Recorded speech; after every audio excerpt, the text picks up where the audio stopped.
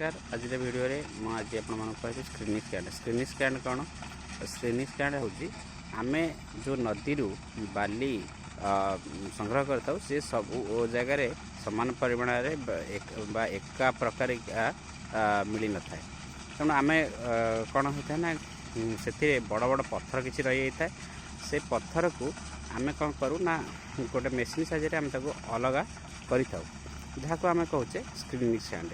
चलते देखा आम पाखे अच्छी स्क्रीन स्टैंड देखो आम जो कहूली स्क्रीन स्टैंड केमती बोली ये बाली आमर स्क्रीनिंग करा विभिन्न साइज काटिक है पत्थर एगुड़ा सब अलग कराई अलग कराई रखा जहाँफल कि ये जो आम सामने देखा स्टैंड बाली आमर व्यवहार योग्य ये आम ये व्यवहार हो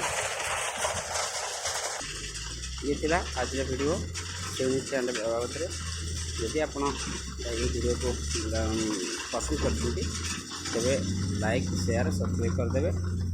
आज वीडियो ये रखुच्छी। नमस्कार। Next video.